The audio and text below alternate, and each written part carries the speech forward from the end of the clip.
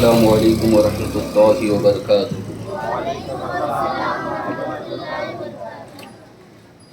الحمد للہ کفا والصلاة والسلام علی عباده الذین اصطفى، اما بعد، اعوذ باللہ من الشیطان الرجیم، بسم اللہ الرحمن الرحیم۔ یا ایہا الانسان ما غرک بربک الکریم۔ سبحان اللہ۔ اللہم نور قلوبنا بالقرآن وزین اخلاقنا بالقرآن وادخلنا الجنة بالقرآن ونجنا من النار بالقرآن۔ ربنا افتح بیننا وبین قومنا بالحق وانت خیر الفاتحین۔ صدق اللہ العظیم وصدق رسوله النبی الامین الکریم، ونحن على ذلك لمن الشاہدین والشاکرین والحمد للہ رب العالمین۔ بادئ توحید کے متوالو، غوث اعظم کی جانثارو، آئیے کچھ عرض معروض سے قبل ہم اور آپ مل کر انیس بے کساں چار ساز درد بندہ، وقار دو جہاں سرور کون و مکان، مالک انواع ہم غریبوں کے غم گسار، سید ابرار و اخیار، دونوں عالم کے مالک و مختار، انیس الغریبین مراد المشتاقین، جان عالمین شفیع المذنبین، فخر آدم و بنی آدم، خلیفۃ اللہ اعظم، باعث ایجاد عالم، منبع جود و سخا، صبح کائنات کے شمس الضحیٰ، شام کائنات کے بدر الدجا، محمد عربی روح فدا صلی اللہ تعالی علیہ وسلم کی بارگاہ میں جس طرح سے میں پڑھاتا ہوں، میرے ساتھ مل کر پڑھیے۔ الصلاۃ والسلام علیک یا رسول اللہ، الصلاۃ والسلام علیک یا حبیب اللہ، الصلاۃ والسلام علیک یا نبی اللہ، صلی اللہ تعالی علیہ وسلم۔ برادران ملت اسلامیہ، خطبہ مسنونہ کے بعد میں نے جس آیت کریمہ کی تلاوت کرنے کا شرف حاصل کیا، اللہ تبارک و تعالیٰ سے دعا ہے مجھے حق کہنے، آپ کو حق سننے، ہم سب کو اس پر عمل کرنے کی توفیق عطا فرمائیں۔ برادران ملت اسلامیہ، آج کی اس محفل میں انشاءاللہ آپ رجوع الی اللہ، یعنی اللہ کی طرف رجوع کرنا، اپنے گناہوں کو یاد کرنا اور گناہ کو یاد کرتے ہوئے اپنے رب کے حضور سچی توبہ کرنا، اس کے متعلق آج کچھ باتیں آپ کے گوشے گزار کرنے کی سعادت حاصل کروں گا۔ اللہ رب العزت کا فرمان ہے، یا ایھا الانسان ما غرک بربک الکریم، اے انسان تجھے کس چیز نے فریب دیا، کس چیز نے دھوکے میں رکھا ہے، پلٹا، تیرا رب بڑا کریم ہے۔ برادران ملت اسلامیہ، ذرا اندازہ لگائے کہ اللہ تبارک و تعالیٰ اپنے گنہگار بندے کو اپنی دربار میں بلا رہا ہے واپس، اور کہہ رہا ہے کہ تم اس سے دور ہو گیا ہے، لیکن تو پلٹ آ، تیرا دور جانا، تیرا گناہ، یہ سب میں نہیں دیکھوں گا، اس لیے کہ تو پلٹ آئے گا، تیرا رب بڑا کریم ہے، تجھے معاف کر دے گا۔ برادران ملت اسلامیہ، اس قدر پیارے انداز میں بھی کوئی کسی کو بلاتا ہے، بھاگے ہوئے کو، بھٹکے ہوئے کو؟ کوئی ایسا ہے جو اس قدر حسین انداز میں اپنے در پر بلائے؟ جو بھٹکا ہوا ہے، در سے بھاگا ہوا ہے۔ آج کل کا حال تو یہ ہے کہ اگر آپ کے در سے کوئی بھاگ جائے تو آپ اس کو اور بھگا دیتے ہو، اس سے نظر نہیں ملاتے اور نہ اس سے بات چیت کرنا پسند کرتے، کیونکہ آپ سوچتے ہیں کہ جب وہ میرا نہیں رہا تو پھر میں اس سے بات چیت کیوں کروں۔ لیکن رب بڑا کریم ہے، اللہ اتنا کریم ہے، فرماتا ہے یا ایھا الانسان ما غرک بربک الکریم، اے بھاگے ہوئے انسان پلٹ آ، تیرا رب بڑا کریم ہے۔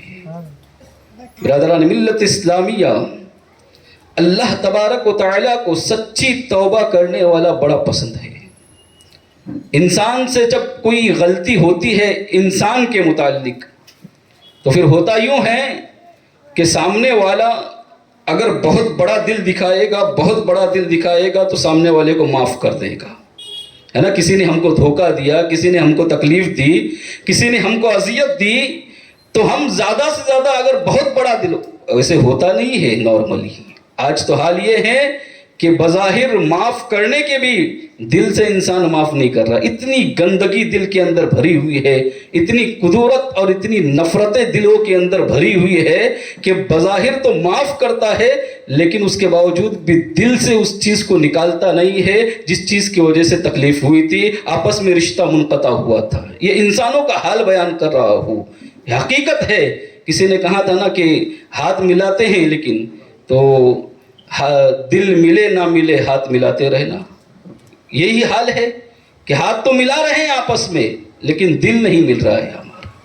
برادران ملت اسلامیہ، اللہ تبارک و تعالی اتنا کریم ہے کہ جب بندہ اس کے در سے دور ہوتا ہے اور وہ پلٹنا چاہتا ہے اور پلٹ کر اس سے سچے دل سے معافی مانگتا ہے، توبہ کرتا ہے، رجوع اللہ کرتا ہے، تو نہ صرف یہ کہ اللہ اس کی توبہ کو قبول کرتا ہے، خود رب فرماتا ہے قرآن عظیم میں ان اللہ یحب التوابین، کہ بے شک اللہ توبہ کرنے والوں سے محبت فرماتا ہے۔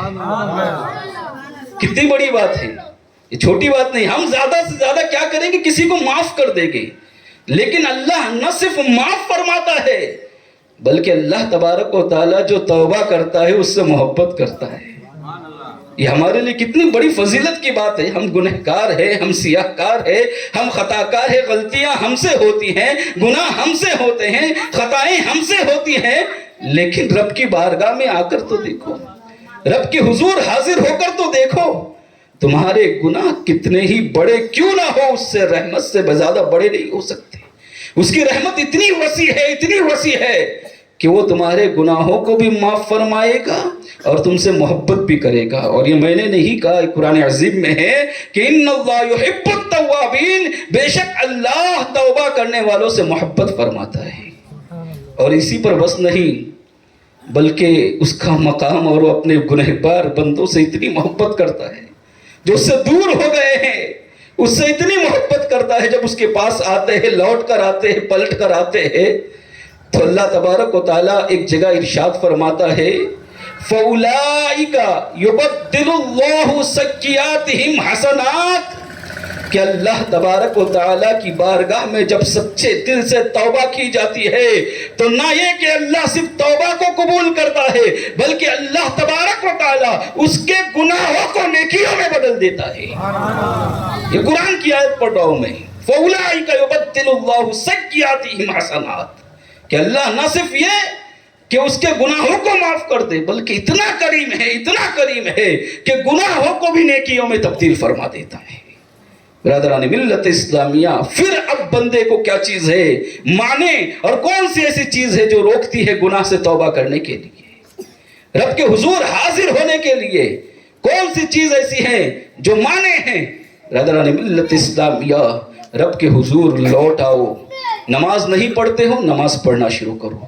گناہ کرتے ہو، گناہ کرنا چھوڑ دو۔ آج بھی وقت ہے، اس سے پہلے کہ روح نکل جائے، اس سے پہلے کہ موت آ جائے، اس سے پہلے کہ اس دنیا کو ہم چھوڑ کر چلے جائے۔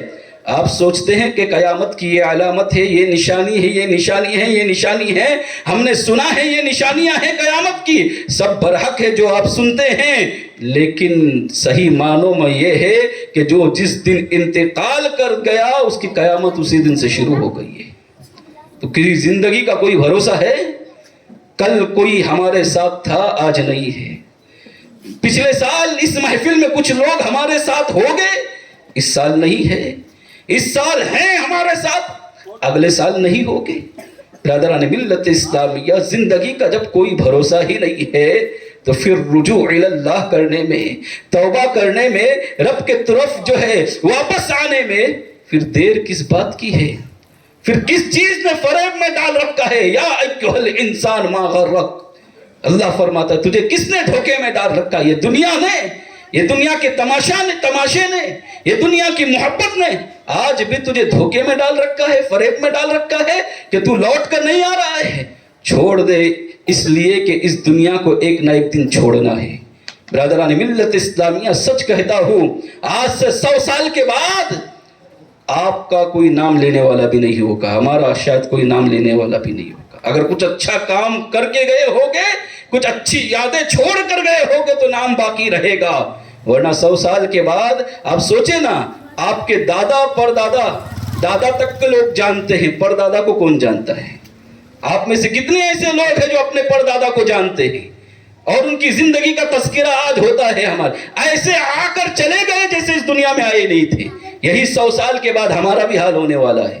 100 سال کے بعد ہم بھی اس دنیا سے ایسے چلے جائیں گے جیسے ہم اس دنیا میں آئے نہیں تھے۔ کوئی ہم کو یاد کرنے والا نہیں رہے گا، ہماری نہ کوئی شناخت باقی رہے گی، نہ ہماری کوئی پہچان باقی رہے گی۔ قرآن کہتا ہے یا ایھا الانسان ما غرک بربک الکریم، اے بھاگے ہوئے انسان پلٹ آ، تیرا رب بڑا کریم ہے۔ کس چیز نے تجھے دھوکے میں ڈال رکھا ہے؟ یہ دنیا کی چاہ، یہ دنیا کی لالچ، یہ دنیا کا دھوکہ بہت بڑا دھوکہ ہے۔ اور یاد رکھنا، کبھی اگر ایسا محسوس ہو کہ میں اس دنیا کا بہت عظیم انسان ہوں اور بہت بڑا ہوں اور میرے بغیر پتہ نہیں ہلتا ہے، یا پھر میرے بغیر بہت سارے لوگوں کے کام رک جائیں گے، تو میں آپ کو ایک نصیحت کرنا چاہوں گا، کچھ مت کرنا، صرف اپنے قبرستان میں چلے جانا اور قبرستان کے اوپر جو قبروں پر پاٹیاں لگی ہوئی ہیں ان ناموں کو پڑھنا۔ ایسے ایسے نام ملے گے، ایسے ایسے ترم خان ملے گے کہ جن کے ایک ایک اشارے پر لوگ جو ہے اپنا سب کچھ قربان کرنے کے لیے تیار ہوتے تھے۔ ان کے اشارے کے بغیر کچھ نہیں ہوتا تھا، صرف انہی کا چلتا تھا، وہ جو کہتے تھے حکم آخر سمجھا جاتا تھا۔ ایسے ایسے لوگ اس قبر کے اندر بے بس پڑے ہیں، لاچار پڑے ہیں کہ آج ان کا کچھ بھی نہیں چل پا رہا ہے کہ نہیں؟ قبرستان کے اندر ایسے جن کا بہت کچھ چلتا تھا لیکن آج چل رہا ہے ان کا کچھ، تو کل ہمارا بھی یہی حال ہونے والا ہے۔ قرآن کہتا یا ایھا الانسان ما غرک بربک الکریم، اے انسان تجھے کس فریب میں مبتلا کر دیا ہے اس دنیا نے کہ تو اپنے رب کی طرف لوٹتا نہیں ہے، تو اپنے رب کی طرف حاضر نہیں ہوتا ہے۔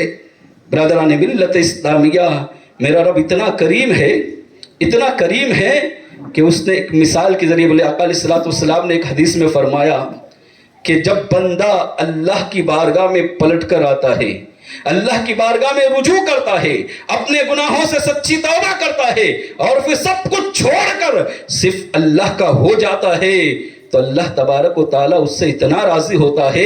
اس کی مثال آقا علیہ السلام نے یوں دی ہے، فرمایا کہ ایک شخص ہے جو اپنے گھوڑے کے ساتھ یا اپنے اونٹ کے ساتھ مع ساز و سامان ایک جنگل کا سفر کر رہا تھا اور وہ راستہ بھٹک جاتا ہے، ایک جنگل ہے، بیابان ہے، جہاں سے اسے نکلنے کا کوئی راستہ نظر نہیں آ رہا ہے۔ اب وہ تھکا ہارا ہے، تھک کر چور ہو چکا ہے۔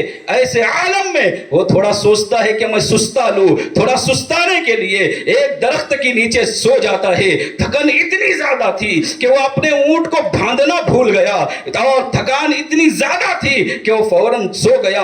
آنکھیں لگ گئی اور بیدار ہوا جب تو کیا دیکھتا ہے؟ اونٹ مع ساز و سامان کے غائب ہے، اونٹ ہی نہیں ہے، جنگل ہے، دور دور تک پانی کا نشان موجود نہیں، نہ کھانے کو کوئی چیز موجود ہے، کچھ بھی نہیں ہے، جنگل ہے، بیابان ہے۔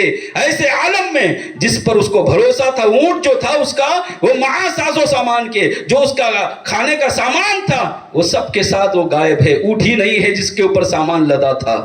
اب بتاؤ اس کا کیا حل ہوگا؟ جنگل کا سراب، آپ نے سنا ہوگا یہ لفظ، جانتے ہوئے کیا ہوتا ہے جنگل کا سراب؟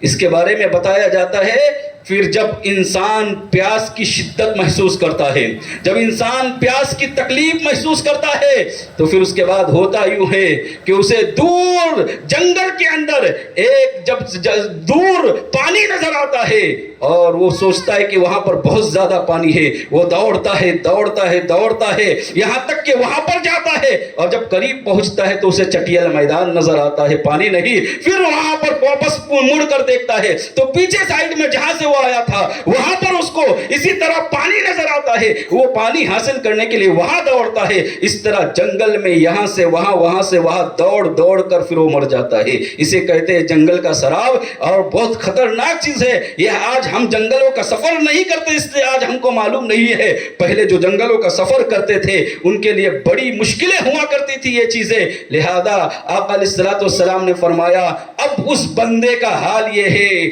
کہ وہ پانی کی پیاس سے شدت کی محسوس کر رہا ہے، پانی کی پیاس، اور پھر اس کا حال یہ ہے کہ اب اس کو پانی بھی نہ ملا، زبان باہر آئی، اسی درخت کے نیچے آیا اور آ کر پھر لیٹ گیا، اور اس انتظار میں ہے کہ اب موت آئے گی، کیونکہ اب کوئی چارہ کار نہیں ہے۔ وہ انتظار کر رہا ہے کہ اب موت آئے گی، اب موت آئے گی، اور اسی درخت کے نیچے بیٹھا ہوا ہے۔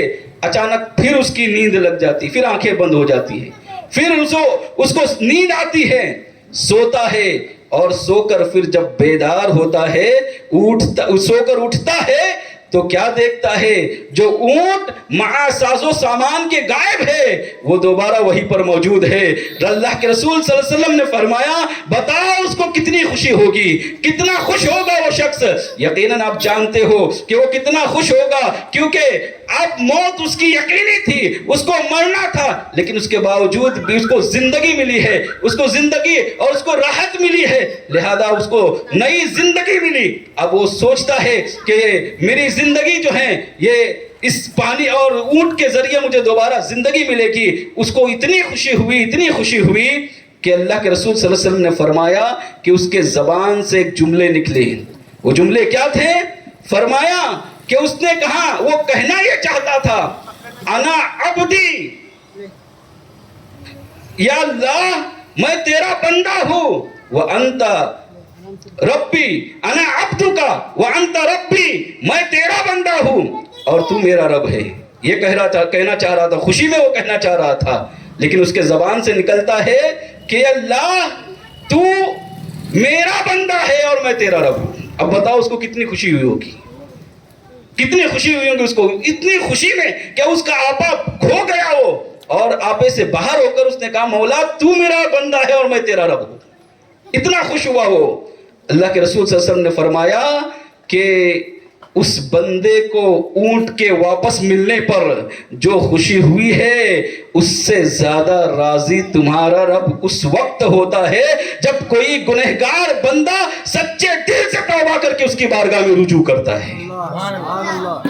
برادران ملت اسلامیہ، کتنی خوشی ہوتی ہے ایسے بندے کے تعلق سے سن کر کہ جو گنہگار تھا، سیاہ کار تھا، بدکار تھا، اور اس نے اپنا سب کچھ چھوڑ دیا اور نماز پڑھنے لگ گیا ہے، نماز پنجگانہ میں کئی پابندی کرنے لگ گیا ہے، اپنا سب کچھ چھوڑا، ہر حرام کام کو اس نے ترک کر دیا۔ جب ہم بندے کو اتنی خوشی ہوتی ہے، میرا رب کتنا راضی ہوتا ہوگا، کتنا راضی ہوتا ہوگا۔ مثال کیسی ہے ذرا سوچو۔ اس مثال کے ذریعے آقا علیہ الصلوۃ والسلام نے فرمایا کہ اس بندے سے بھی زیادہ اللہ تبارک و تعالیٰ اس بندے کو جو خوشی ہوئی تھی اس سے زیادہ بندہ اللہ تبارک و تعالیٰ اپنے اس بندے سے راضی ہوتا ہے جو گناہوں سے توبہ کرتا ہے۔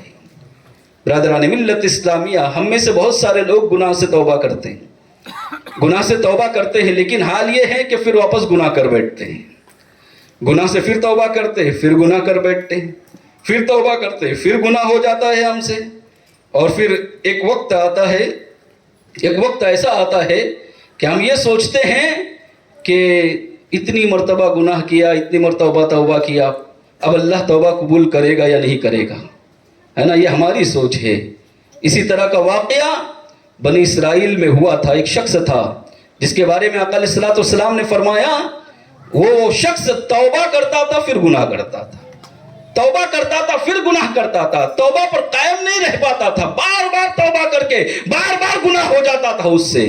لیکن یاد رکھنا یہ نیت سے توبہ نہیں کی جائے گی. اگر ایسی توبہ کرو گے تو توبہ قبول ہی نہیں ہوگی.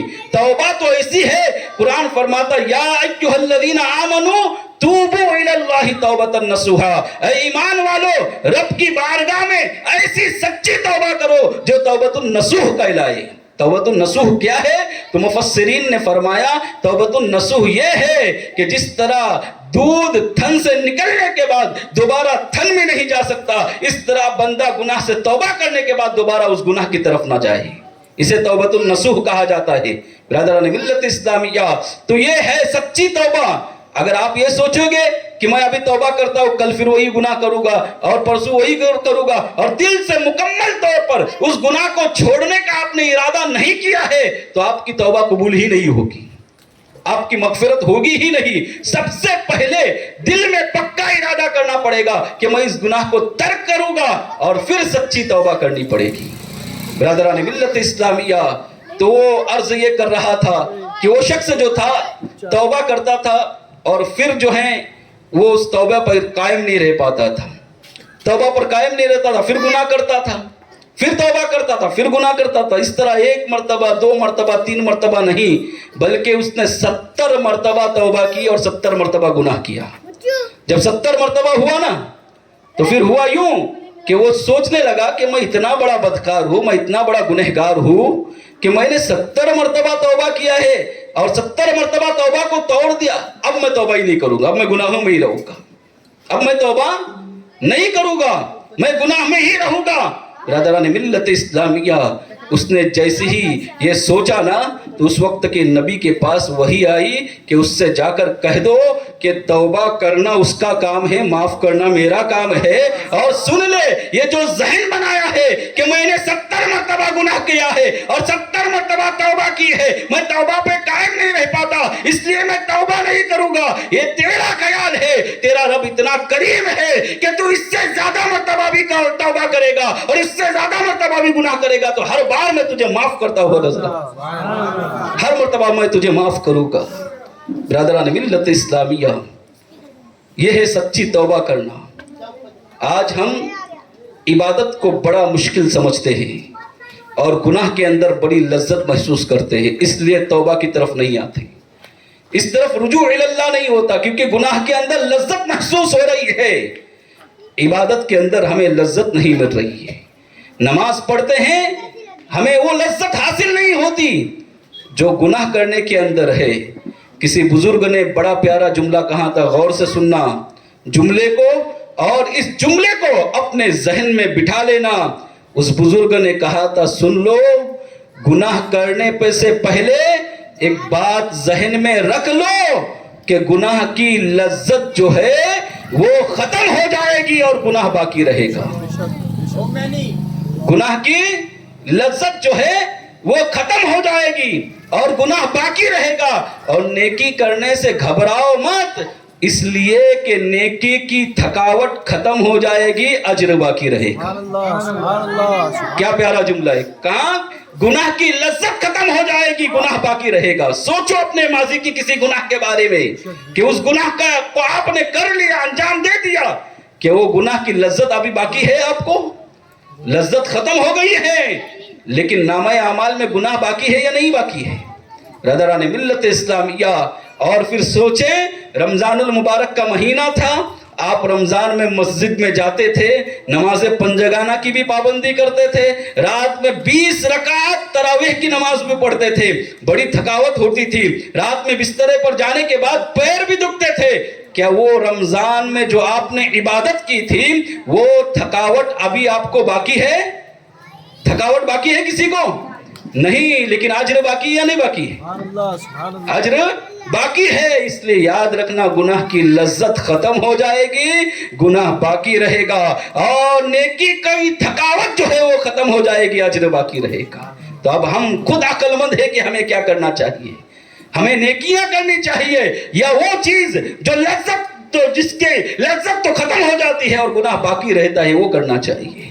برادران ملت اسلامیہ، سچے دل سے اگر توبہ کرو گے، سچے دل سے اگر رجوع اللہ کرو گے، اللہ کی بارگاہ میں لوٹو گے، تو اللہ تبارک و تعالیٰ ایک آنسو کے صدقے معاف فرما دے گا، ایک آنسو کے صدقے، ایک آنسو کے صدقے۔ اور یہ حدیث ہے مکاشفۃ القلوب میں امام غزالی رحمۃ اللہ تعالیٰ علیہ نے اس حدیث کو نقل فرمایا ہے، اور لکھتے ہیں وہ کہ کل قیامت کے دن ایک شخص ہوگا جس کے بارے میں حکم دیا جائے گا، کیونکہ اس کے نامہ اعمال جب تولے جائیں گے، نامہ اعمال جب وزن کیے جائیں گے، تو گناہ کا پلڑا بھاری ہوگا، گناہ کا پلڑا جو ہے وزنی ہوگا، اور نیکی کا پلڑا جو ہوگا وہ ہلکا ہوگا۔ ایسے عالم میں اللہ تبارک و تعالیٰ حکم دے گا اسے کہ میرے اس بندے کو جہنم کی طرف لے جاؤ، فرشتے اسے اوندھے منہ جہنم کی طرف لے جائیں گے، گھسیٹ کر لے جا رہے ہوگے۔ برادران ملت اسلامیہ، ابھی اسے جہنم کی طرف لے جایا جا رہا ہوگا، ایسے عالم میں اس کے پلکوں کا ایک بال رب کی بارگاہ میں عرض کرے گا، پلک کا ایک بال۔ اب سوچو تو صحیح کہ ایک قطرہ آنسو بہانے کا اجر کیا مل رہا ہے، کہاں کہ وہ ایک بال عرض کرے گا، مولا میں نے تیرے محبوب سے سنا تھا کہ اگر کوئی تیرے خوف میں، اگر کوئی تیرے ڈر سے ایک قطرہ آنسو یعنی مچھر کے پر کے برابر اگر کوئی آنسو بہاتا ہے تو تو اس کو کل قیامت کے دن جہنم میں نہیں داخل کرے گا۔ میں اس کی پلکیں تھا اور میں گواہی دیتا ہوں کہ اس نے ایک مرتبہ تیرے خوف میں صرف مچھر کے پر کے برابر آنسو بہایا تھا۔ میں گواہ ہوں اس چیز کا، مولا تجھے اسے بخش دے، اس کے گناہ کو معاف کر دے۔ اللہ تبارک و تعالیٰ کی رحمت کو جوش آئے گا، میرا رب فرمائے گا کہ سنو، اسے اس مچھر کے پر کے برابر جو اس نے میری یاد میں یا میرے خوف میں آنسو بہایا تھا، میں نے اس کے گناہوں کو معاف کر دیا ہے۔ فرشتوں کو حکم ہوگا اب اسے جہنم میں نہ ڈالو بلکہ اسے جنت عطا کیجیے۔ برادران ملت اسلامیہ، اب سوچیں کہ ایک قطرہ آنسو اگر ہم اللہ کی یاد میں یا اللہ کے ذکر میں یا اللہ کے خوف سے بہائے گے تو کل قیامت کے دن کتنا کام آنے والا ہے۔ لیکن نہیں، آخرت کے خوف سے ہمارے آنسو نہیں نکلتے، آخرت کے خوف سے ہم روتے نہیں ہیں۔ ہم کو صرف رونا آتا ہے تو دنیا کے نقصان پر آتا ہے۔ دنیا میں تھوڑا سا نقصان کیا ہو جائے، امیر کبیر لوگوں کے سامنے جا کر رونا شروع کر دے گی، آنکھوں سے آنسو بہے گے، لوگوں کے سامنے رو رو کر اپنا زخم سنائیں گے، اپنا درد دل سنائیں گے۔ برادران ملت اسلامیہ، حال تو یہ ہے ہماری قوم کا کہ پکچروں کے اندر، فلموں کے اندر کوئی ایموشنل سین آ گیا تو اس کو دیکھ کر روتی ہیں، اور ہماری گھر کی خواتین جو سیریل دیکھتی ہے اس میں کوئی ایموشنل سین آیا اس کو دیکھ کر روتی ہے، لیکن اللہ کی یاد میں کبھی نہیں روتی، اللہ کے خوف میں کبھی آنسو نہیں بہاتے، اللہ کے خوف میں ہم کبھی نہیں روتے ہیں۔ برادران ملت اسلامیہ، جبکہ اللہ تبارک و تعالیٰ نے مومن کی پہچان یہی بتائی ہے، وَإِذَا سَمِعُوا مَا أُنزِلَ إِلَى الرَّسُولِ تَرَىٰ أَعْيُنَهُمْ تَفِيضُ مِنَ الدَّمْعِ مِمَّا عَرَفُوا مِنَ الْحَقِّ۔ برادران ملت اسلامیہ، ترجمہ یہ ہے کہ جس نے حق کو پہچان لیا، جس نے اللہ کی معرفت حاصل کی، اس کا عالم یہ ہے کہ جب وہ قرآن کو سنے گا تو اس کی آنکھوں سے آنسو بہے گی۔ کتنے ایسے لوگ ہیں جو قرآن کو سن کر آنسو بہاتے ہیں؟ کتنے ہیں ہم میں سے جو قرآن کو پڑھ کر آنسو بہاتے ہیں؟ کتنے ہیں ایسے جو قرآن سن کر ان کے آنکھوں سے آنسو بہتے ہیں؟ ایسا برادران ملت اسلامیہ، تو سوچو ہمارے دل کتنے سخت ہو گئے ہیں۔ دنیا کے تھوڑے سے نقصان پر تو ہم روتے ہیں اور آنسو بہاتے ہیں، لیکن آخرت کے خوف سے ہم آنسو نہیں بہاتے۔ یاد رکھنا، دنیا کے خوف سے رو گے تو دنیا بزدل کہے گی، اور آخرت کے خوف سے رو گے تو دنیا اللہ کا ولی کہے گی۔ آخرت کے خوف سے رونے والا بزدل نہیں ہوتا ہے، آخرت کے خوف سے رونے والا اللہ کا ولی ہوا کرتا ہے، اللہ کا نیک بندہ ہوا کرتا ہے۔ برادران ملت اسلامیہ، اللہ کی یاد میں آنسو بہانا سیکھو، اللہ کی یاد میں رونا سیکھو۔ یہ رونا آپ کو کل قیامت کی دن بڑا کام آئے گا۔ قرآن سنو، اس کا ترجمہ پڑھو کنز الایمان سے، اور غور کرو کہ قیامت کی کیا کیا باتیں اس کے اندر بیان کی ہے، کیا کیا چیزیں اللہ تبارک و تعالیٰ نے اس قرآن کے اندر رکھی ہے، موجود ہے، اور اس کو پڑھ کر اپنے آنکھوں کو نم کر دو۔ اللہ تبارک و تعالیٰ کی جو آیت ہے، اللہ نے جو کہا ہے کہ حق کو جس نے پہچانا وہی قرآن کو سن کر روتا ہے، ان گروہ میں ہمارا بھی شمار ہوگا۔ ایک وجہ یہ بھی ہے کہ ہم قرآن کو سن کر نہیں روتے کیونکہ ہم سمجھتے ہی نہیں ہیں، ہمیں معلوم ہی نہیں ہے کہ ہم اس قرآن کی اس آیت میں کیا کہا گیا ہے۔ برادران ملت اسلامیہ، کل جو میں نے آیت پڑھا، یا ایھا الذین آمنوا قوا انفسکم واہلیکم نارا وقودھا الناس والحجارہ، کہ اے ایمان والو اپنے آپ کو، اپنے اہل و عیال کو جہنم کی آگ سے بچاؤ جس کا ایندھن انسان اور پتھر ہے۔ انسان بھی اس کا ایندھن ہے اور پتھر بھی اس کا ایندھن ہے۔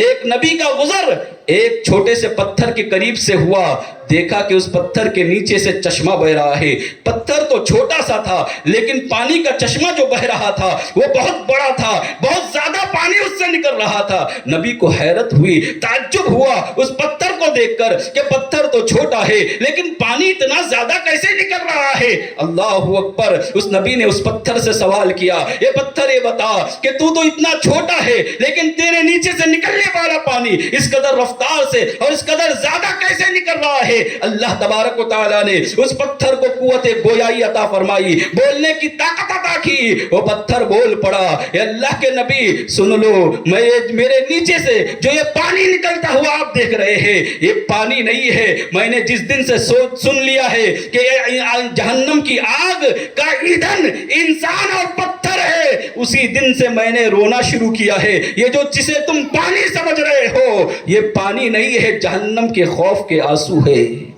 اللہ اکبر! اب سوچو کہ ایک پتھر اتنا روتا ہو جہنم کے خوف سے اور ہم نہ روتے ہو تو ہمارا دل اس پتھر سے زیادہ سخت نہیں ہوا ہے؟ کہ ہمارا دل اتنا سخت نہیں ہوا ہے کہ ہمیں اللہ کی یاد میں، اللہ کے خوف میں، آخرت کی فکر میں آنسو آتے ہی نہیں، رونا ہی نہیں آتا؟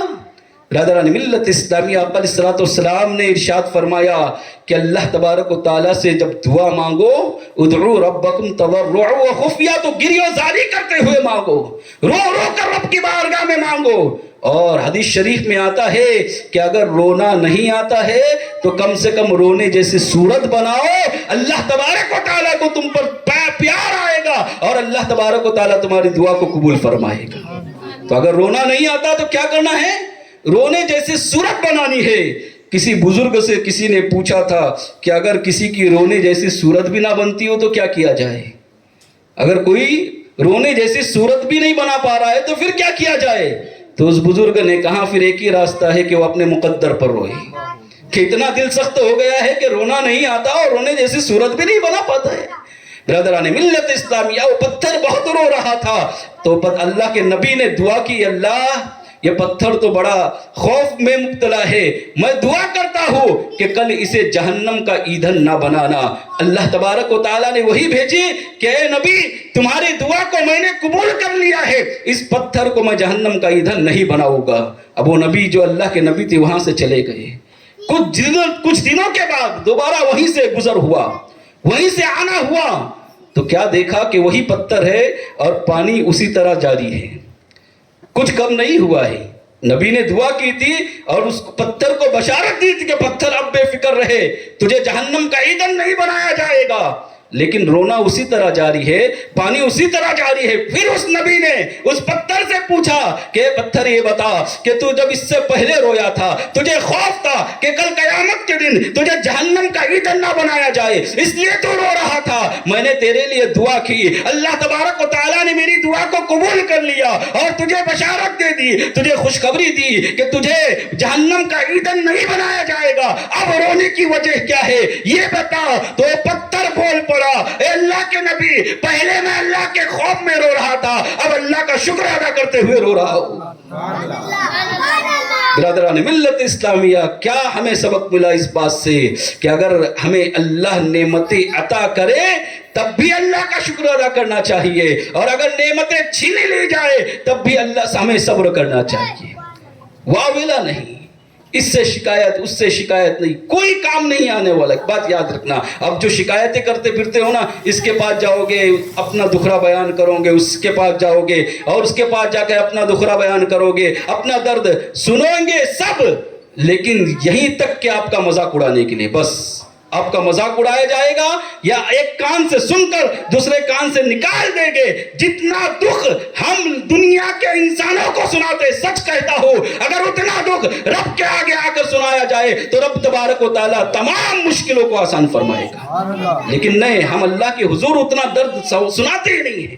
سناتے ہم دنیا داروں پر اور دنیا کے لوگوں پر بھروسہ کرتے، اپنا دکھرا سب وہیں پر جا کر سناتے ہیں. برادران ملت اسلامیہ، تو ہر حال میں اللہ کا شکر ادا کرنا چاہیے. اگر اللہ نے نعمتیں دی ہیں تو اللہ کا شکر ادا کرو. اللہ کا بہت بڑا کرم ہے کہ اس نے ہمیں نعمتیں عطا کی ہے. اگر ہمارے اعمال کے مطابق ہمیں دولت ملتی نا، ہمارے اعمال کے مطابق اگر ہمیں سرمایہ ملتا نا، تو میں سمجھتا ہوں سب سے بڑے کلاش اور سب سے بڑے بھکاری ہم ہوتے، سب سے بڑے فقیر غریب ہم ہوتے. ہمارے اعمال کے حساب سے نہیں دیا ہے اس نے ہمیں، اپنی رحمتوں کے حساب سے ہمیں عطا کیا ہے. اتنا عطا کیا ہے اس نے ہمیں. ہمارے اعمال کے مطابق ملتا تو سچ کہتا ہوں آپ خود سوچیں کہ ہمارے اعمال ہیں اس لائق کہ اس نے اتنا عطا کیا ہے ہمیں، اتنا دے رہا ہے وہ ہمیں. برادران ملت اسلامیہ، تو اس کا شکر ادا کرو. اگر اللہ نے نعمتیں عطا کی ہے تو اس کا شکر ادا کرو. اور شکر کا یہ مطلب نہیں آپ نے یہ سمجھ لیا کہ ہم اپنی زبان سے کہتے رہے اللہ کا شکر ہے. زبان سے کہنا چاہیے، اس کا انکار نہیں کرتا، لیکن صرف یہ نہیں کہ صرف زبان سے کہا جائے، نہیں، بلکہ اللہ نے اگر دولت عطا کی ہے تو دولت کا شکر یہ ہے کہ اس کی مکمل طور پر زکوٰۃ ادا کی جائے.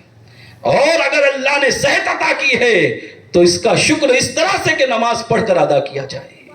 برادران ملت اسلامیہ، لیکن نہیں، آج اللہ نے ہم کو صحت بھی عطا کی ہے اور اللہ نے دولت بھی عطا کی ہے نا. کوئی غریب نہیں ہے، ہر کوئی آج کی تاریخ میں 3 سے 4 وقت کا کھانا کھاتا ہے. کسی کو کسی کے آگے ہاتھ پھیلانے کی ضرورت نہیں ہے. سب کے گھر میں اچھی اچھی غذائیں موجود ہے. اتنا تو ہے کہ کوئی بھوکا نہیں سوتا ہے رات کو. ہے کوئی ایسا جو بھوکا سوتا ہے؟ تو سب تو دولت مند ہے، سب کے پاس تو موجود ہے. تو کیا اللہ کا شکر ادا نہیں کرنا چاہیے؟ برادران ملت اسلامیہ، لیکن نہیں، صحت ہونے کے باوجود بھی ہم نماز نہیں پڑھتے، صحت ہونے کے باوجود بھی ہم جماعت کو ترک کرتے ہیں، تندرستی ہونے کے باوجود بھی ہم اللہ کا شکر ادا نہیں کرتے. برادران ملت اسلامیہ، یاد رکھنا اللہ کا شکر ادا کرو گے تو وہ خود قرآن میں ارشاد فرماتا ہے لئن شکرتم لازیدنکم، جو میرا شکر ادا کرے گا تو میں اور عطا فرماؤں گا. برادران ملت اسلامیہ، اگر اور چاہتے ہو تو اس کا شکر ادا کرو. کچھ لوگوں کو یہ بات خیال میں آ رہی ہوگی کہ میں تو ایسے ایسے لوگوں کو جانتا ہوں، ایسے ایسے لوگوں کو دیکھتا ہوں جو نماز بھی نہیں پڑھتے لیکن اللہ نے بہت کچھ دیا ہوا ہے اس کو، اور بہت دولت ہے اس کے پاس، بہت سرمایہ ہے.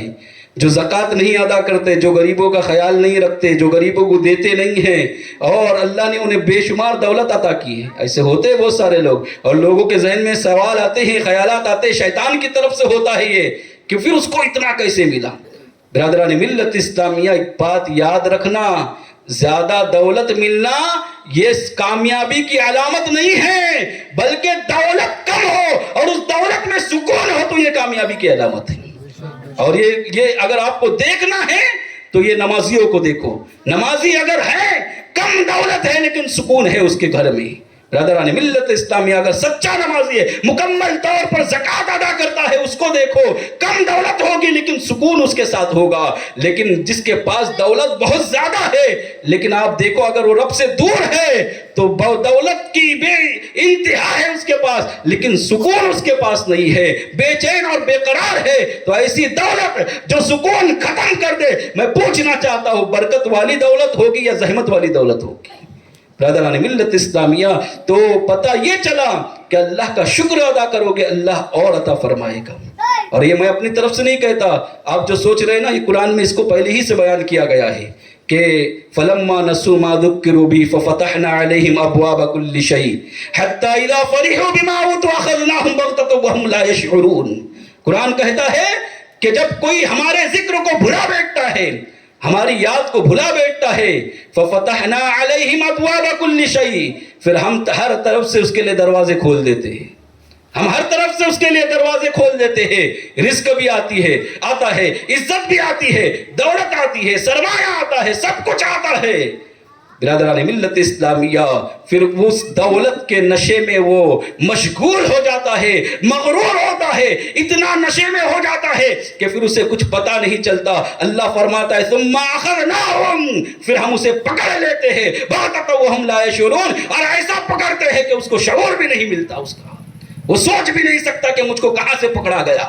سب اب نقصان ہی نقصان ہو رہا ہے۔ کل تک ہر چیز کو اٹھاتا تھا، مٹی اٹھاتا تھا، سونا بن جاتا تھا، لیکن آج حال یہ ہے کہ میں سونا اٹھا رہا اور مٹی بن رہی ہے۔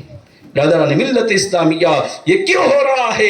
اللہ تبارک و تعالیٰ نے پہلے ہی بتایا، ہمارے ذکر کو اگر تم بھلا بیٹھو گے تو ابتدا میں تو ہم تمہارے لیے رزق کے دروازے کھول دیں گے، ہر چیز کے دروازے کھول دیں گے، لیکن یاد رکھنا جس دن ہم نے پکڑ کر لی ہے، جس دن ہم نے تمہیں گرفت میں لے لیا، تو پھر ہم سے بچانے والا تمہیں کوئی نہیں ہوگا۔ برادران ملت اسلامیہ عبرت حاصل کرنی چاہیے ان آیتوں سے ہمیں کہ اگر اللہ نے نعمتیں دی ہیں، اس سے پہلے کہ صحت ہماری ختم ہو جائے ہم نماز کی پابندی کریں۔ آپ نے نہ دیکھا کتنے بزرگ ایسے ہیں، کتنے بڑے ایسے ہیں جو نماز تو پڑھتے ہیں لیکن سجدے کے لیے تڑپ جاتے ہیں، سجدے کے لیے بے چین ہیں، سجدہ نہیں کر پاتے، پیروں میں درد ہے، گھٹنوں میں درد ہے، سجدہ نہیں کر پا رہے ہیں۔ نہیں آپ نے دیکھا ایسے لوگوں کو؟ تو اگر آج جوانی ہے، اللہ نے طاقت دی ہے تو جتنے سجدے کرنے ہیں سجدے کر لو، جتنا اس کے آگے جھکنا ہے جھک جاؤ اور اپنے گناہ سے معافی مانگو۔ یا ایھا الانسان ما غرک بربک الکریم، اے بھاگے ہوئے انسان پلٹ آ، تیرا رب بڑا کریم ہے۔ برادران ملت اسلامیہ اللہ کا شکر اس طرح سے ادا کرنا ہے ہمیں کہ ہمیں ہر گناہ سے بچنا ہے، ہر جرم سے بچنا ہے۔ خصوصیت کے ساتھ آج میں آپ کی بارگاہ میں آپ کے سامنے ایک جرم کے بارے میں کچھ باتیں، کچھ جرم کے بارے میں، کچھ گناہ کے بارے میں آپ سے بیان کروں گا جو ہماری قوم کے اندر ایسے رس بس گئے ہیں، ایسے قوم نے ہماری اس جرم کو اور اس گناہ کو اختیار کیا ہے کہ وہ لت اور وہ عادتیں ہماری قوم کی جوانوں سے چھوٹ نہیں رہی ہے۔ جوان کیا بوڑھے بھی اسی لت میں مبتلا ہے۔ جانتے ہو یہ ہے زنا جیسی نحوست۔ آج ہماری قوم کے نوجوان بلکہ بوڑھے بھی ایسے ہیں جو اس کے اندر ایسے ملوث ہے کہ اللہ کی پناہ۔ برادران ملت اسلامیہ کبھی کبھی حیرت ہوتی ہے، سن کر تعجب ہوتا ہے کہ ایسے ایسے لوگ بھی اس میں شامل ہیں جن کے بارے میں ہم سوچ بھی نہیں سکتے۔ یہ تو اللہ کا کرم ہے کہ اللہ نے پردہ رکھا ہے، اللہ نے پردہ رکھا ہے۔ اگر یہ پردہ ہٹ جائے ہمارے گناہوں کا تو ہم اپنے آپ کو منہ دکھانے کے لائق نہیں رہے گے، لوگوں کے سامنے اپنا منہ دکھانے کے لائق نہیں رہے گے۔ یہ ہمارے گناہوں کا حال ہے، اور خصوصیت کے ساتھ زنا کے اندر ملوث ہو گئی ہے ہماری قوم، اور پھر سوچتے ہیں کہ ہمیں کامیابی ملے گی، پھر سوچتے ہیں ہمیں سکون ملے گا، پھر سوچتے ہیں ہمیں برکت ملے گی۔ برادران ملت اسلامیہ یاد رکھنا، جو شخص زنا کرتا ہے تو زنا کرتے ہوئے اس کا ایمان نکال دیا جاتا ہے۔ کل قیامت کے دن اللہ کے رسول صلی اللہ علیہ وسلم نے فرمایا کہ زانی کے جسم سے اور خصوصیت کے ساتھ رانوں سے ایسی بدبو آئے گی کہ اس بدبو سے جہنمی بھی پریشان ہو جائے گی۔ اس قدر خطرناک بدبو ہوگی جو زنا کرتا ہے، جو غیر محرم عورتوں سے اپنے تعلقات کو قائم کرتا ہے۔ برادران ملت اسلامیہ بہت بڑا گناہ ہے، اور یہ ایسا گناہ ہے کہ اس ایک گناہ کی وجہ سے پوری قوم کے اندر نحوست پھیلتی ہے۔ برادران ملت اسلامیہ قوم جبارین نے جب شرکسی کی تھی، بغاوت کی تھی جناب موسیٰ علیہ نبی علیہ السلام سے، جانتے ہو پھر کیا ہوا؟ جناب موسیٰ علیہ السلام نے ایک لشکر تیار کیا کہ قوم جبارین پر حملہ کرنا ہے۔ جناب موسیٰ علیہ نبی علیہ السلام جب وہ لشکر لے کر اپنے علاقے سے نکلے اور قوم جبارین کو اس بات کی خبر ہوئی، یہ بات پتا چلی کہ جناب موسیٰ اپنے لشکر کے ساتھ ہم پر حملہ کرنے کے لیے آئے ہیں، تو ان کے درمیان ایک بہت بڑا بزرگ تھا، جوان تھا، لیکن بہت اس کو اللہ تبارک و تعالیٰ نے وہ مقام عطا کیا تھا کہ وہ جو دعا کرتا تھا اللہ اس کی دعا کو قبول فرماتا تھا۔ اس کا نام تھا بلعم بن باعورہ، بڑا متقی تھا، پرہیزگار تھا۔ وہ جو دعا کرتا، مستجاب الدعوات تھا، جو دعا کرتا تھا اللہ دعا قبول کرتا تھا۔ اور قوم جبارین میں تھا، لوگ جو ہیں اس کے پاس چلے گئے، اور اس کے پاس جانے کے بعد لوگ عرض کرنے لگے اس سے کہ جناب موسیٰ علیہ نبی علیہ السلام حملہ کرنے آنے والے ہیں، تم ان کے خلاف بد دعا کرو۔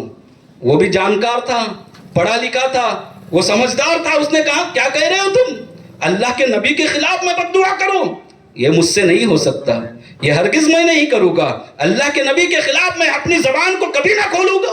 میں دیکھ رہا ہوں تم نے جو سرکشی کی ہے، بغاوت کی ہے، تم اس سے توبہ کرو، اس لیے کہ میں دیکھ رہا ہوں کہ جناب موسیٰ اپنے صرف لشکر کے ساتھ نہیں آ رہے ہیں بلکہ اللہ کے فرشتے بھی ان کے ساتھ ہیں جو ان کی مدد کے لیے آئے ہوئے ہیں۔ اللہ اکبر۔ قوم جب واپس آئی ناراض ہو کر، مایوس ہو کر، تو قوم نے مشورہ کیا کہ چلو اب ایک کام کرتے، یہ بد دعا تو نہیں کر رہا ہے، اس کو انعام دیتے ہیں، اس کو ہدیہ دیتے ہیں، اتنا ہدیہ دیں گے، اتنا ہدیہ دیں گے۔ ہوتا ہے نا کبھی کبھی کہ کسی کو ہدیہ دے کر اور کسی کو انعام دے کر اور کسی کو خرید کر اس کو خرید لیا جاتا ہے اور پھر وہ اپنے من مطابق کام کرتا ہے، ایسا ہوتا ہے برادران ملت اسلامیہ۔ لیکن جو حق گو ہوگا، جو حق پر چلنے والا ہوگا، کسی کے پیسے اور کسی کا رویہ اور کسی کا رعب اپنے اوپر قبول نہیں کرے گا، اس لیے کہ وہ یہ سوچے گا کہ مجھے اس دنیا والوں سے کیا لینا دینا، میرا رب مجھ سے راضی ہو جائے وہی بات میں کہوں گا۔ برادران ملت اسلامیہ، بلعم بن باعورہ کو اتنا ہدیہ دیا گیا، اتنا ہدیہ دیا گیا کہ اس کا پورا روم جو ہے وہ خزانوں سے بھر گیا۔ اب وہ بڑا خوش ہوا، لوگ آئے کہ دعا کرو، کہا میں نہیں دعا کر سکتا، جناب موسیٰ نبی ہے، میں ان کے خلاف اپنی زبان نہیں کھول سکتا۔ کہاں ہم نے اتنا ہدیہ دیا ہے، کہاں تم نے ٹھیک ہے دیا ہے، لیکن میں اپنی آخرت اور اپنی عاقبت تو برباد نہیں کر سکتا نا، میں اپنی آخرت تو خراب نہیں کر سکتا، کہاں کوشش تو کرو۔ کہا ٹھیک ہے۔ اس کے دل میں بات اتر آئی، جب بہت التجائیں اور منتیں کی گئی تو دل میں بات آئی۔ اس نے کہا کہ ٹھیک ہے، آج میں استخارہ کروں گا اور کل مجھے جو جواب ملے گا پھر میں اس کے مطابق عمل کروں گا۔ قوم نے سوچا چلو تھوڑا سا دلاسا ملا، واپس آئی۔ وہ شخص نے، بلعم بن باعورہ نے استخارہ کیا رات میں، اس کو واضح نشانیاں نظر آئی، واضح علامتیں نظر آئی کہ جناب موسیٰ علیہ نبی علیہ السلام کے خلاف بد دعا نہیں کرنی ہے، اپنی زبان کو نہیں کھولنا ہے۔ دوسرے دن قوم اور ہدیہ لے کر پہنچی، وہ سوچ رہی تھی قوم کہ آپ ہدیہ دیں گے تو ضرور مانے گا وہ، لیکن جیسے کیونکہ اس کو استخارے میں نظر آ گیا تھا کہ جناب موسیٰ کے خلاف اپنی زبان کو نہیں کھولنا ہے، تو اس نے کہا کہ میں استخارہ کیا تھا اور مجھے صاف نظر آیا کہ جناب موسیٰ علیہ السلام کے خلاف بد دعا نہیں کرنی، ان کے قوم کے خلاف بد دعا نہیں کرنی ہے، میں نہیں کروں گا۔ قوم نے اور ہدیہ دیا اور کہا کہ سنو ایک کام کرو، ہو سکتا ہے کہ اللہ ہم سے ناراض ہے اس لیے اس طرح کی علامتیں تم کو نظر آئی، تم دعا کرو، تم آج پھر واپس استخارہ کرو، ہو سکتا ہے کہ کچھ نظر نہ آئے، یا ہو سکتا ہے کہ پھر استخارے کے اندر نہ یہ چیز نظر آئے کہ تم ان کے خلاف بد دعا کرو۔ اس نے کہا ٹھیک ہے آج بھی استخارہ کرتا ہوں۔ اس نے رات ہوئی پھر استخارہ کیا، لیکن اب اس کو رات میں کچھ نظر نہیں آیا، کیونکہ دل کے اندر لالچ جو بیٹھی تھی، دولت کی طمع جو بیٹھی تھی، دنیا کی حرص میں جو بیٹھی تھی، اس کی نورانیت اور اس کی روحانیت ختم ہو گئی اور اب اس کو کچھ نظر نہیں آیا۔ جب صبح ہوئی قوم واپس آئی، قوم نے پوچھا کہ تم نے آج کے استخارے میں کیا دیکھا؟ کہا آج کا استخارہ تو ایسا تھا کہ کچھ نظر ہی نہیں آیا۔ کہا دیکھا نا، کل نظر آیا تھا، شاید کل اللہ ہم سے ناراض تھا، آج راضی ہوا اس لیے کچھ نظر نہیں آیا، اب دعا کرو، ہم ان کے جناب موسیٰ کے خلاف بد دعا کرو۔ اس کو بڑا راضی کیا گیا، اس نے کہا ٹھیک ہے میں جناب موسیٰ کے خلاف بد دعا کروں گا۔ اللہ اکبر۔ وہ پہاڑ سے نیچے، وہ اپنے گھر سے نکلا اور کہا کہ فلاں پہاڑ پر جائیں گے اور تم سب نیچے کھڑے رہنا، میں پہاڑ پر چڑھ کر بد دعا کروں گا اور تم آمین کہنا۔ اللہ اکبر۔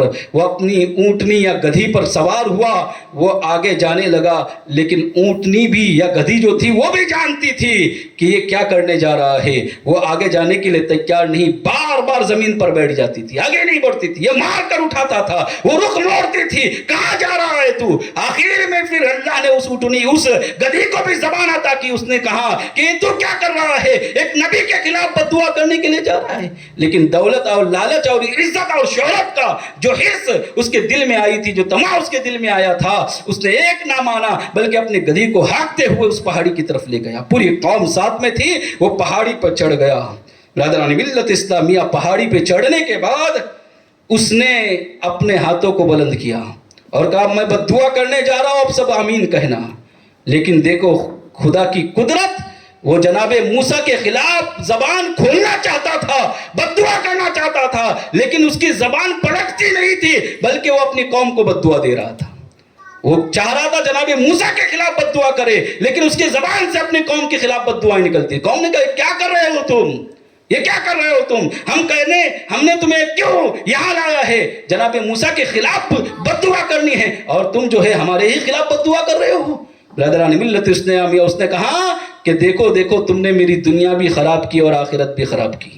یہ حال ہوا کہ میں بد دعا تو جناب موسیٰ کے خلاف کرنا چاہ رہا ہوں، لیکن میری زبان سے تمہارا نام نکل رہا ہے.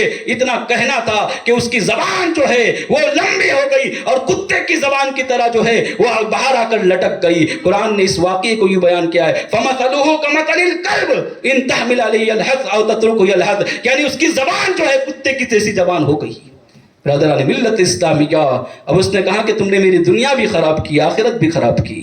اب جو اس نے آگے ایک بات کہی تھی نا، وہ بات بتانے کے لیے پورا واقعہ بیان کیا، غور سے سننا. اس نے کیا کہا جناب موسیٰ علیہ نبی کے علیہ السلام ان قریب تم پر حملہ کرنے والے ہیں. تم اگر اس حملے سے بچنا چاہتے ہو تو ایک سازش اور ایک تدبیر تمہیں بتا رہا ہوں. اگر تم نے اس سازش کو اختیار کیا تو جناب موسیٰ علیہ نبی کے علیہ السلام تم پر حملہ نہیں کر پائے گی. اب لوگوں نے سوچا کہ بتاؤ جلدی، اسے یہی تو ہم چاہتے ہیں کہ وہ ہم پر حملہ نہ کرے. تو کہاں بتاؤ کون سی بات ہے؟ کہاں اپنی عورتوں کو اپنے خاندان کی نیم عریاں لباس کے اندر جو خوبصورت اور حسین عورتیں ہیں ان کو ان کے فوج کے درمیان چھوڑ دو. جناب موسیٰ علیہ نبی کے علیہ السلام کے لشکر میں سے کسی ایک نے بھی زنا کر لیا تو کبھی وہ تم پر حملہ نہیں کر پائے گی. اللہ اکبر. پھر اسی سازش پر عمل کیا گیا اور جناب موسیٰ علیہ نبی علیہ السلام نے اپنے سب لشکریوں کو منع کیا کہ کوئی بھی اس حرام فعل کا مرتکب نہ ہونا، اس حرام فعل کو انجام نہ دینا. لیکن اس میں سے لشکر کا ایک سپہ سالار تھا جو زنا کے اندر ملوث ہوا. اللہ تبارک و تعالیٰ نے اس لشکر کے اندر طاعون کی بیماری پھیلا دی. 70,000 لوگ جو ہے اس طاعون کی بیماری سے ہلاک ہو گئے. برادران ملت اسلامیہ، صرف ایک شخص نے زنا جیسا گناہ کیا تھا. برادران ملت اسلامیہ، اللہ تبارک و تعالیٰ نے جناب موسیٰ علیہ نبی علیہ السلام خود اس لشکر میں موجود تھے، اس کے باوجود بھی وہ حملہ نہیں کر پائے. میں پوچھنا چاہتا ہوں آج اگر ہماری قوم کے اندر ایسے لوگ موجود ہیں تو پھر کیا ہمیں کامیابی مل سکتی ہے؟ کیا ہم کامران ہو سکتے ہیں؟ اگر نہیں ہو سکتے تو پھر رجوع کرو. یا ایھا الانسان ما غرک بربک الکریم، اے انسان پلٹ آ، تیرا رب بڑا کریم ہے، تیرا رب بڑا کریم. اگر یہ غلطیاں ہو رہی ہیں ہمارے درمیان تو اس سے توبہ کرے سچے دل سے. اگر کامیابی چاہتے ہو اور پوری قوم کو کامیاب کرنا چاہتے ہو تو سچے دل سے توبہ کرو، رب کی بارگاہ میں گریزاری کرو، اس لیے کہ اس کی نحوست بہت زیادہ ہے. ایسی نحوست ہے فرمایا کہ جب قوم کے اندر زانی موجود ہوتے ہیں تو اللہ تبارک و تعالیٰ اسے قوم کی دعا کو بھی قبول نہیں فرماتا ہے، قوم کی دعاؤں کو قبول نہیں فرماتا ہے. برادران ملت اسلامیہ، اس برے کام سے اپنے آپ کو بچاؤ، اپنے آپ کو محفوظ کر لو، اس لیے کہ یہ بہت برا فعل ہے. قرآن کہتا ہے یا ایھا الذین آمنوا لا تقربوا الزنا انہ کان فاحشۃ وساء سبیلا. اے ایمان والو، زنا نہ کرو نہیں کہا گیا، زنا کے قریب بھی نہ جاؤ. لا تقربوا الزنا کہا گیا کہ زنا کے قریب بھی نہ جاؤ. زنا کے قریب کا مطلب کیا ہے؟ کہ ہر اس کام سے اپنے آپ کو بچاؤ جو تمہیں زنا کی طرف مائل کرے. اس کے لیے اپنی آنکھوں کی حفاظت کرو، موبائل کے اندر اچھی چیزیں دیکھو، غلط چیزیں نہ دیکھو، وہ بھی زنا کی طرف اور گناہ کی طرف اکساتی ہے. جب راستے پر چلو تو غیر محرم کو اپنی آنکھوں سے نہ دیکھو بلکہ نگاہیں نیچی کر کے جاؤ. یہ اگر ہم نے کر لیا تو پھر مطلب ہوگا کہ زنا کے قریب بھی نہیں جا رہے ہیں. برادران ملت اسلامیہ، آقا علیہ السلام جب معراج کی سفر پر گئے تھے نا تو اللہ کے رسول صلی اللہ علیہ وسلم نے کچھ لوگوں کو دیکھا تھا. وہ لوگ کیا کر رہے تھے؟ ان کے سامنے اچھا کھانا موجود تھا، اچھی غذائیں موجود تھیں، اچھا گوشت موجود تھا، لیکن اچھی غذاؤں کو چھوڑ کر وہ سڑا ہوا کھانا اور سڑی ہوئی غذائیں کھا رہے تھے، سڑا ہوا گوشت کھا رہے تھے. آقا علیہ السلام نے جبرائیل سے پوچھا ہے جبرائیل یہ بتاؤ یہ کون لوگ ہیں؟ جو اچھا کھانا چھوڑ کر سڑی ہوئی غذا کھا رہے ہیں، اچھا گوشت چھوڑ کر سڑا ہوا گوشت کھا رہے ہیں، یہ کون لوگ ہیں؟ تو حضرت جبرائیل علیہ السلام نے کہا یا رسول اللہ صلی اللہ علیہ وسلم، یہ آپ کی امتیوں میں سے وہ لوگ ہیں جو زنا میں ملوث ہو گئے، یہ ایسے لوگ ہیں کہ گھر میں حلال موجود تھا، اس حلال کو چھوڑ کر حرام کی طرف جاتے تھے۔ برادران ملت اسلامیہ، ایسے کل قیامت کے دن، جہنم کے دن کہ ایسے عذاب میں مبتلا کیا جائے گا۔ اپنے آپ کو بچاؤ ایسے گناہ سے، جرم سے بچاؤ، حلال ذریعے سے آپ کو چاہیے کہ وہ چیز اختیار کی جائے، حرام سے بچو۔ اور اگر یہ گناہ ہمارے درمیان ہیں تو سچے دل سے توبہ کرو، رجوع کرو، اس لیے کہ اللہ تبارک و تعالیٰ نے فرمایا یا ایھا الانسان ما غرک بربک الکریم، انسان پلٹا، اگرچہ تو گناہگار ہے لیکن تیرا رب بڑا کریم ہے، تو نے جتنے بھی گناہ کیے ہیں لیکن تیرا رب تجھے معاف کر دے گا۔ سچی توبہ کرو، یا ایھا الذین آمنوا توبوا الی اللہ توبۃ نصوحا، اے ایمان والو سچی توبہ کرو، توبۃ النصوح کرو۔ جس طرح تیر کمان سے نکلنے کے بعد واپس کمان میں نہیں آ سکتا، اسی طرح آپ اس گناہ سے توبہ کرنے کے بعد دوبارہ اس گناہ کے قریب نہ جاؤ۔ آج ہم اس محفل کے اندر آئے ہیں، یہ محفل میلاد ہے، اور آقا علیہ الصلوۃ والسلام کی بعثت کی ایک وجہ یہی ہے، وَيُزَكِّيهِمْ، اللہ کے رسول تمہارے دلوں کو ستھرا کرنے کے لیے آئے ہیں، تمہارے دلوں کو صاف کرنے کے لیے آئے ہیں۔ آج اپنے دلوں سے اس گناہ کو صاف کر دو، اس جرم کو صاف کر دو، یقین جانو اللہ آپ کو بھی کامیابی عطا کرے گا، پوری قوم کو کامیابی عطا فرمائے گا۔ لیکن شرط ہے کہ اس گناہ سے اپنے آپ کو بچانا ہے، رجوع الی اللہ کرنا ہے، سچی توبہ کرنی ہے۔ اگر ہم نے سچی توبہ کر لی تو یقیناً اللہ تبارک و تعالیٰ بڑے سے بڑا گناہ معاف کرے گا، اس لیے کیونکہ ہمارے گناہ بڑے ہو سکتے ہیں اور بڑے ہو سکتے ہیں، سمندر کے جھاگ سے زیادہ بڑے ہو سکتے ہیں، زمین کے ذرات سے زیادہ بڑے ہو سکتے ہیں، آسمان کے ستاروں سے زیادہ بڑے ہو سکتے ہیں، لیکن رحمت خداوندی سے بڑے نہیں ہو سکتے۔ رحمت خداوندی بہت وسیع ہے، سچی توبہ کرو، اللہ توبہ کو قبول فرمائے گا۔ برادران ملت اسلامی، آخری واقعہ بیان کر کے پھر اپنی بات کو مکمل کروں۔ جناب موسیٰ علیہ نبی کے علیہ السلام کے زمانے کا ایک شخص تھا، بڑا گنہگار تھا، سیاکار تھا، بدکار تھا، ایسا گنہگار تھا کہ اس کے گناہ سے لوگ جو ہیں وہ تنگ آ چکے تھے، اور اتنا تنگ آئے تھے، آخر گاؤں والوں نے، لوگوں نے فیصلہ کیا کہ اتنا بڑا گنہگار ہے، یہ اگر ہمارے درمیان رہا تو کہیں اس کی وجہ سے ہم پر عذاب نہ آ جائے، اس کو گاؤں سے نکال دیتے، اس کو شہر بدر کر دیتے۔ اس کو گاؤں سے نکال دیا۔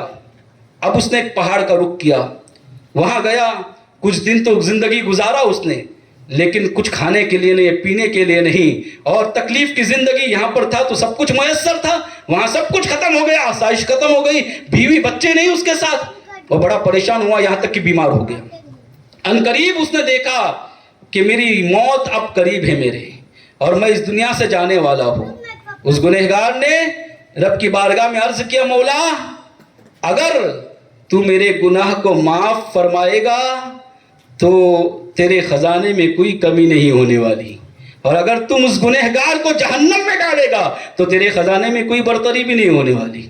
میں سچے دل سے مولا توبہ کرتا ہوں، میں جانتا ہوں کہ اس وقت میرا ساتھ دینے والا کوئی نہیں، اس وقت نہ میرے پاس بیوی بچے موجود ہے، نہ میری والدہ موجود ہے، کوئی میرے پاس موجود نہیں ہے، مولا تو ہی ہے جو میرا سہارا ہے، تو مجھے اس دنیا کی تکلیف سے بھی آزاد کر دے اور میرے گناہ کو بھی معاف فرما دے۔ برادران ملت اسلامی، یہ کہتے ہوئے اس دنیا سے چلا گیا۔ اللہ تبارک و تعالیٰ نے جناب موسیٰ کو وحی بھیجی کہ فلاں پہاڑی پہ جاؤ، وہاں میرا ایک محبوب بندہ ہے، میرا ایک نیک بندہ ہے جس کا انتقال ہوا ہے، اس کو شہر میں لاؤ اور اعلان کر دو کہ جو بھی اس کے نماز جنازہ پڑھے گا اللہ تبارک و تعالیٰ سب کے گناہوں کو معاف فرما دے گا۔ برادران ملت اسلامیہ، جناب موسیٰ علیہ نبی علیہ السلام نے اعلان کیا کہ میں اب ایک میت لانے والا ہوں، جو اس کی جنازے کی نماز پڑھے گا اللہ سب کے گناہ کو معاف فرمائے گا۔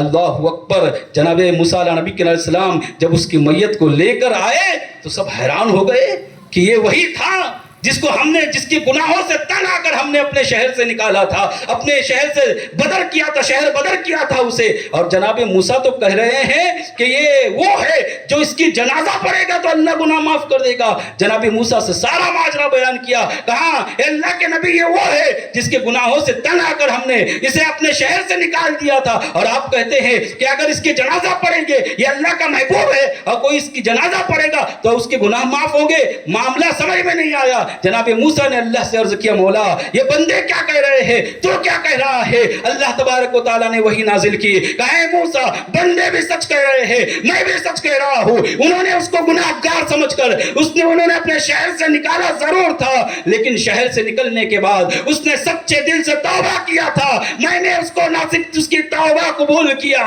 بلکہ اس کو اپنا محبوب بنا لیا ہے. یہ آپ اعلان کر دیجئے کہ جو بھی اس کی جنازہ پڑے گا میں اس کی گناہ کو معاف فرماؤں گا. برادران ملت اسلامی شرط ہے سچی دل سے توبہ کی جائے. یا ایھا الانسان، اے بھاگے ہوئے انسان، ما غرک بربک الکریم، پلٹا تیرا رب بڑا کریم ہے. اللہ تو کہتا ہے ہم تو مائل بکرم ہے کوئی سائل ہی نہیں، ہم تو مائل بکرم ہے کوئی سائل ہی نہیں، راہ دکھلائے کہ رہ روے منزل ہی نہیں. برادران ملت اسلامیہ، آج کی تقریر میں جو باتیں آپ کو سمجھ میں آئی وہ یہ ہے کہ اپنے گناہوں سے سچی توبہ کرنی. اگر آپ نے اس پر عمل کیا تو یقیناً ہمارا یہاں پر آنا، یہ حاضر ہونا، یہ قبول ہو جائے گا. اور اگر آپ نے ایک کان سے سن کر دوسرے کان سے نکالا تو پھر ایسی لاکھوں محفلیں کریں، کچھ فائدہ نہیں ہوگا. سچی توبہ کرو. میں بھی توبہ کرتا ہوں. استغفر اللہ ربی من کل ذنب واتوب الیہ، اشہد ان لا الہ الا اللہ واشہد ان محمدا عبدہ ورسولہ، وما علینا الا البلاغ. والسلام علیکم ورحمۃ اللہ وبرکاتہ.